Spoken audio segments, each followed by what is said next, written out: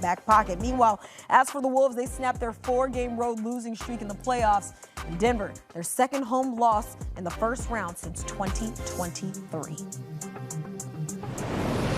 We welcome in CBS Sports NBA analyst John Gonzalez. As this series, John, has so far been as advertised, the Wolves and Nuggets just not letting up in this game. We saw 15 lead changes, both of the guards going for 30 burgers. But it's the Wolves who end things up on the road with the win. But I want to get your biggest difference maker for the Minnesota down the stretch.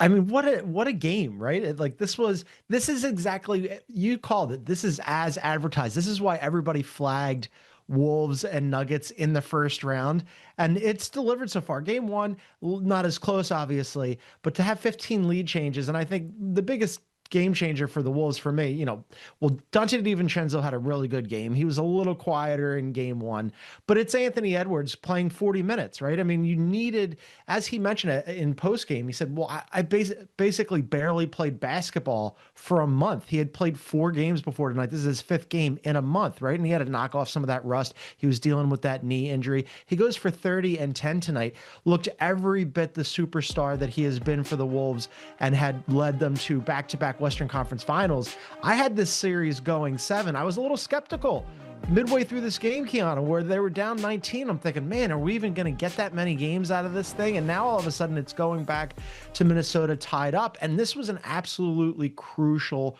performance by the Wolves because they have never won a series when they've been down 0-2. So now all of a sudden, this is exactly what we all thought was going to happen. These two teams going at it in the first round, and it looks like we're in for a really good series. Also, I got to just throw in for those that were watching this game, but when in the first quarter you have Denver outscoring them 39-25, second quarter Minnesota outscores Denver by that exact same number. It was just a thrilling game and just going to show it is truly a game of runs. But I want to go back to, because you were talking about Anthony Edwards playing 40 minutes in this game, but one of the big themes entering game 2 was that Minnesota's others had to be better.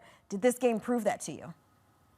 Yeah, and they were too, right? I mean, yes, it all starts with Anthony Edwards. And again, I'm circling that 40-minute mark because I didn't expect that they would get that many minutes out of him. And for him to go 40 minutes, all of a sudden you're thinking, okay, this is really good news for the Wolves. And this at least gives them a shot against a team that they're really evenly matched with. But yes, absolutely, the rest of the supporting cast has to be good. Now, Dante DiVincenzo has been sort of hit or miss this season for me.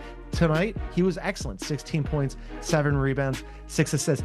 Julius Randle also really stepped up. He goes for 24 points, 9 rebounds, 6 assists. And the big thing here was Julius Randle and Naz Reid had to spend some time guarding Nikola Jokic, who had a double-double, almost a triple-double tonight, because Rudy Gobert was in foul trouble. And Rudy Gobert, not the greatest game for him, no blocks, but in the fourth quarter when he comes back from that foul trouble, had a couple of series where it's not going to show up in the box score, but he had a couple of series where he was guarding Nikola Jokic and made him work and made him miss some buckets. And you're thinking, okay, not a great Rudy Gobert game, but at least after he comes back from foul trouble, he's contributing in his own way, right? And then Naz Reid, Ayo off the bench, Bones Highland even had 13 points. So yes, this was one of those games where that supporting cast, it wasn't all on Anthony Edwards, and they definitely helped him out tonight. Maybe that's the recipe for success when we're looking at the rest of this series, but I want to dive just a little bit deeper in, because how much credit does Minnesota deserve just for hanging around after trailing at one point by 19 points, but also how much blame does Denver deserve just for not closing the door when they had the opportunities, plural? Yeah, the Nuggets are probably going to be kicking themselves because they could have really put the Wolves up against it. Again, the Wolves have never won a series down 0-2. So the Nuggets, when they get on the plane to go to Minnesota, they're going to be thinking about this a little bit. Oh, man, we could have been up 2-0 going into Minnesota and really had a stranglehold on this series. But I really give the Wolves more credit than anything because 15 lead changes in this thing. It's going back and forth. Both teams are trying to land the knockout blow. Nobody gives up, and especially not the Wolves, who were down 19 and come roaring back to win this game on the road in Denver, a very difficult place to play. And they could have given up when you're down 19, right? They could have just said, oh man, this is not our night. This is not our series. We're not making it back to a third straight Western Conference Finals. We're not even making it out of the first round. And here's another thing that I wanted to flag. Not only did they fight back when they were down 19 and with all these lead changes, but they also they missed 11 free throws tonight, right? They win this game by 5, but they missed 11 free throws. That could have spelled doom for them. They are a bad free throw shooting team, and that's something that they've been trying to clean up all season. It's not going to change now, but they were 29th in the NBA in free throw shooting. That's not a place you want to be. And even on a night where once again they can't get their free throws to fall, they just keep grinding, they just keep coming at you. And that's a big win for the Wolves and a really good one. Yeah, absolutely. Something worth noting, most definitely, that free throw shooting seemed like it was a big issue for them, especially earlier in the game. Started connecting there later down in the fourth quarter, but nonetheless, something they want to clean up against this Denver team. But it makes me want to ask, just piggybacking off of what you just said, just how significant is this result of Game 2 when now this series making its way to Minnesota, and considering just how intense and how physical this Game 2 was? Yeah, it's huge, right? I mean, it's everything. It really might have spelled doom for the Wolves. Now, I know that they haven't won a series down 0-2 before. I suspect that going to Minnesota, they would have definitely made it a fight, but now it's 1-1. And as everybody knows, the series really starts when a team wins on the road, right? Well, they already got one on the road, and they got one that they probably are looking back on it and going, man, how did we pull that off, right? Down 19, and we get 40 minutes out of Ant, and Julius Randle looks good, and Jaden McDaniels chips in, and Dante DiVincenzo. And here's the other thing. The Nuggets were the hottest team in basketball finishing out the regular season, and then they win that first game of this series. They had won 13 in a row, so they snap a 13-game winning streak for the Nuggets in Denver, and now you're going back with all the momentum into Minnesota, where Ant looks like he's healthy, and all of a sudden you're thinking to yourself, okay, this could have been a really difficult series for us, but now we know that we're just as good as the other guys, and let's see what happens. It's going to be very interesting how Denver responds, because you talk about that win streak. Could a loss like this be a little demoralizing? Do you bounce back? It's going to be very interesting, as we'll be awaiting to see what happens is who takes the next punch in this series. John Gonzalez, I know you'll be all over it. Appreciate you. Well, take a look at this. What a run by the T-Wolves. Taking a look at this game, the largest comebacks in a playoff game. Wolves, the second largest on Monday night against the Nuggets, trailing by as many as 19. The only other time they had a larger comeback, guess who it was against? Oh, look at that. The Nuggets back in 2024 in the Western semis. We'll see who punches back next. Is Game 3. Didn't want to really push him, and he is dealing with that knee injury where he's only played 4 games in the last month, so that kind of contributes to it. But still, he goes for 22 points, 9 rebounds, 7 assists.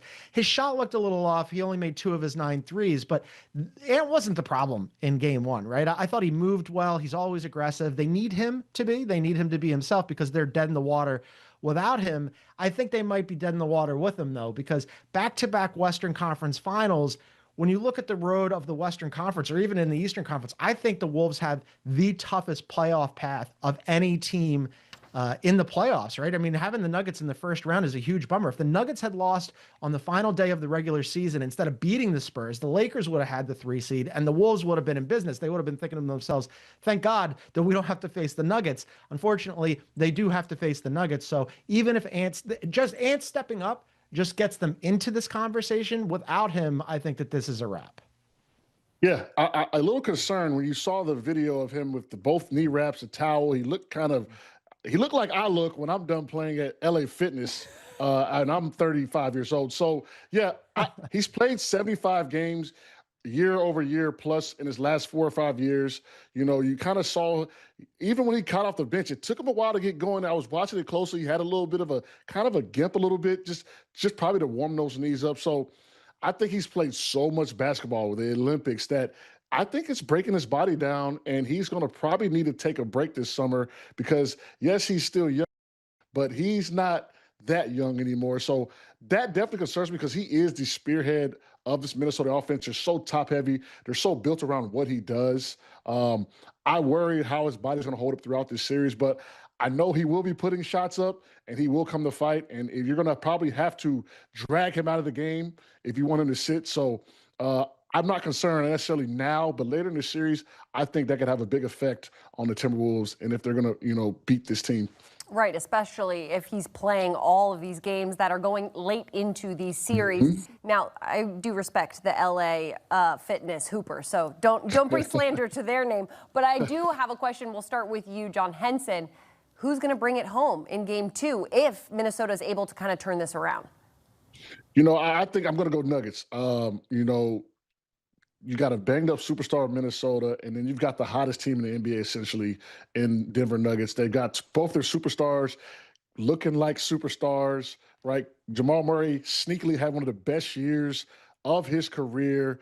Denver's also 8-0 when they win the first two games. I know that's on their mind. Look, we win the first two games. Hey, look, we're 8-0. We have never lost a series, and I can't see them beating Jokic in 4 out of 6. So that's kind of, I think, the mindset the Nuggets need to have. I think Jokic and Murray leading the charge, send the T-Wolves down 2-0, licking their wounds. Yeah, I mean, if the Wolves are going to get back into this thing, I mean, look, I think you're going to get at least a full effort from Ant. We'll see how his body holds up, but they really need to get everybody involved, and they really didn't do that in game one. They need to move the ball. The ball really got stuck in game one, just 21 assists on 40 made field goals. That's probably not going to get it done. They have a tendency sometimes to watch each other dribble the ball and like stand around a little bit. That was a problem actually last year in the first half of the season when they bring in Julius Randle. And with Julius Randle, the way he played in New York, the ball went in, the ball did not come out. Now he changed that in the second half last year, and all of a sudden they took off, right? They make it to the Western Conference Finals again. Randle was much better at facilitating. He only had 2 assists in game one of this series, so he has to be better. They all have to be better, really, because Ant led the team with 7 assists. After that, it was Jaden McDaniels with 3, and after that, nobody else had more than 2. So less standing around watching everybody else go to work. Maybe the Wolves will be on to something. Yeah, I mean, not for nothing. Minnesota is 0-6 in first-round playoff series when losing the first 2 games. So just something to watch. They might need a little morale booster This tonight. is a must win.